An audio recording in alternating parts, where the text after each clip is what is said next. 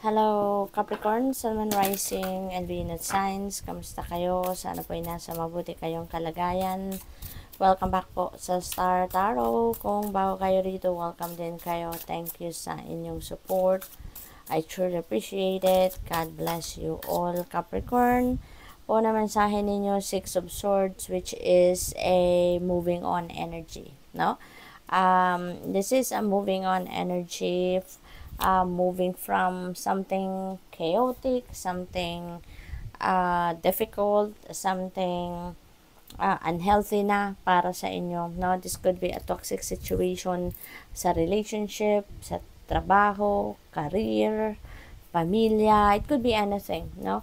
Definitely, you're going to remove yourself. You're going to remove yourself physically, no, from this situation. Kasi hindi na ito maganda para sa'yo. Hindi na ito hindi na nakakatuwa, no? Na sitwasyon ito para sa'yo. You may also relocate, maaaring mag-travel kayo rito. You're going to go somewhere, no? Yung ganon. So, what else?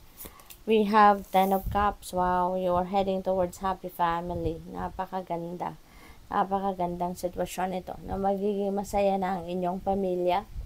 No, aalis ka na sa masalimuot na sitwasyon, no? Maaring ito yung nagiging, kung ano man ang sitwasyon ninyo dito, maaring ito nagiging sagabal para magkaroon kayo ng isang masayang pamilya. Kaya ngayon, you are home, no? You are home. Masaya ka kasama ang inyong pamilya, masaya ang relationship ninyo with your person or with your parents, with your children, no? So, depende sa inyong sitwasyon, but definitely, this is a happy family na may experience ninyo. Masaya, no? Harmonious relationship, loving relationship, kalmado, wala nang away, mga ganun ba, no? Kaya, contented, no? Fulfilled, maaaring yun ang mga mararamdaman ninyo. We have Magician energy. This is a new beginning energy, no? This is also, yung parang sa ngayon, magiging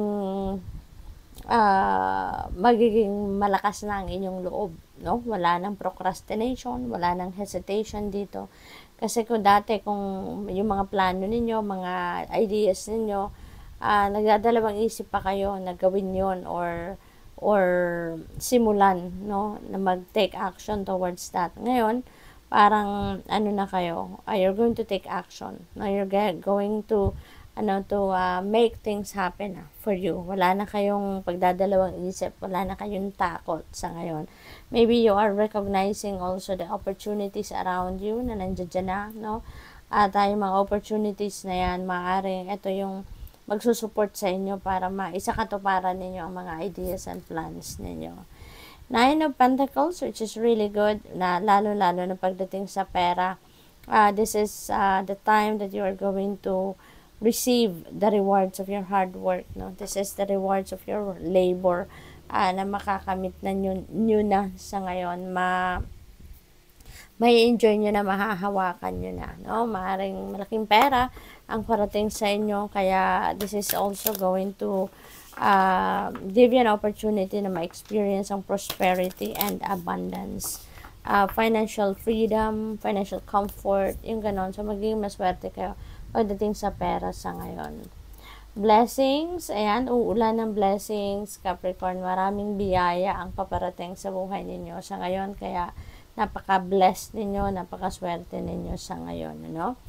Iba-iba to, depende sa inyong sitwasyon. Yung happy family, pagbabate ng mga magkakaaway, wishes will be fulfilled, mga dreams will be fulfilled ngayon, pera, may paparating na prosperity, na abundance, swerte sa trabaho, mga ina-applyan ninyong pagka-abroad, ina-applyan ninyong trabaho, magsisimula siguro ang iba sa inyo ng bagong karera. Those are blessings. So, those are iba't ibang klaseng biyaya maaring dadating sa inyo. Could be love life as well for some of you. So, depende sa inyong sitwasyon, but there are a lot of blessings. Kasi may S ito plural form, so marami siya.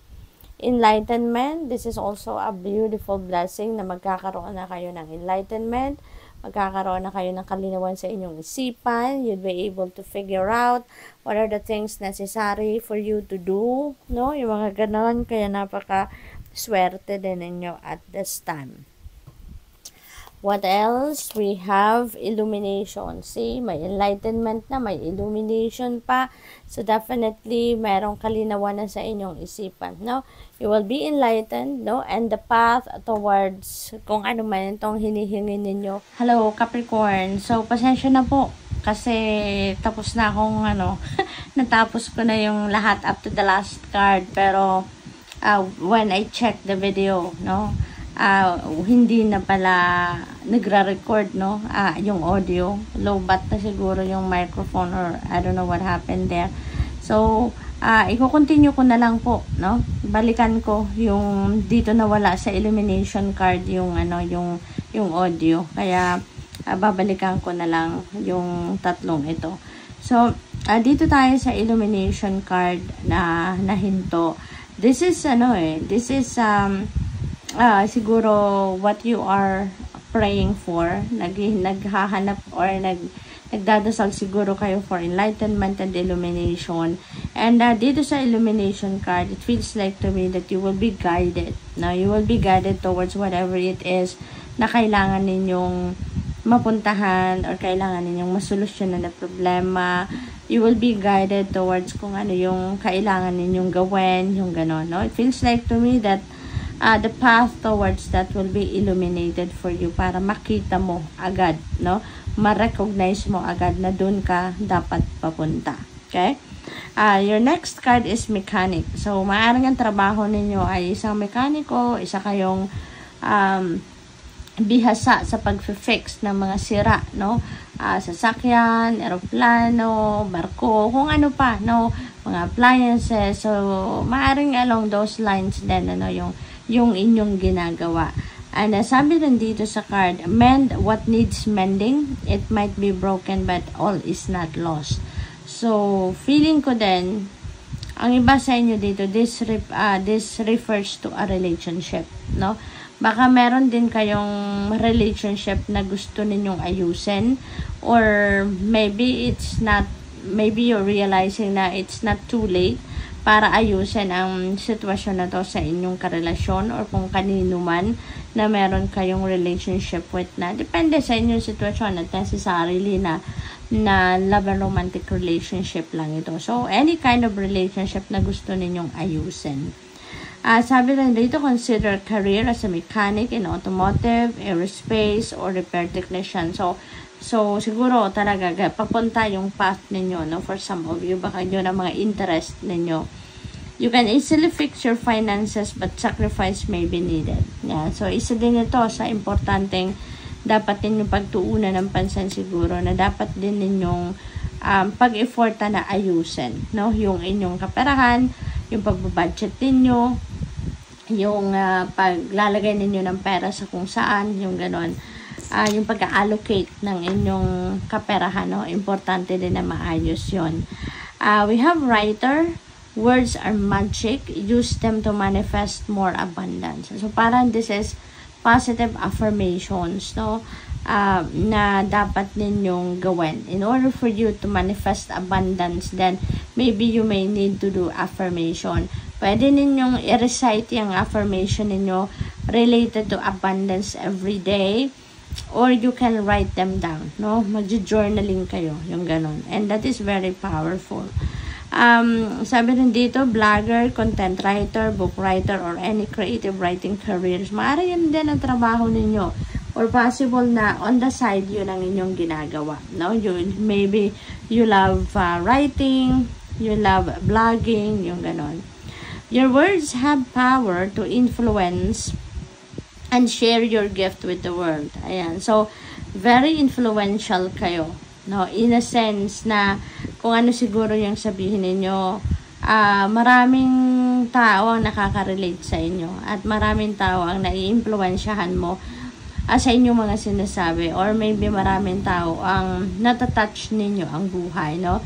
With whatever you say, no? Or whatever you write, yung ganon. So, siguro talaga influencer kayo, no? Baka nasa social media talaga kayo ngayon, or maybe isa din kayong counselor, saka yung teacher, baka spiritual guide, yung ganon, life coach, maaaring mga ganon din ang trabaho ng iba sa inyo. We have business, so probably ang iba sa inyo business person, baka mahilig kayo magnegosyo, mayroon na kayong mga business ventures, or maybe meron na kayong running business sa ngayon, no? Sabi rito, do not be intimidated to enter the world of business. No, you got this. Consider executive positions, becoming a CEO or anything in the corporate world. Ayan. So, siguro talaga, baka isa na kayong businessman or businesswoman. Baka nagpapatakbo na kayo na sarili ninyong negosyo. Elevate your awareness and think bigger if you want different results. Ayan. So, maaari din ang iba sa inyo dito, Capricorn, is may mga creative ideas kayo that you want to try. You want to siguro navigate a different path, no, na hindi pa ninyo napagdaanan or hindi pa ninyo nasubukan before. So, maaaring may ganun din kayo. So, good luck. Thank you for watching. Love and light. Namaste.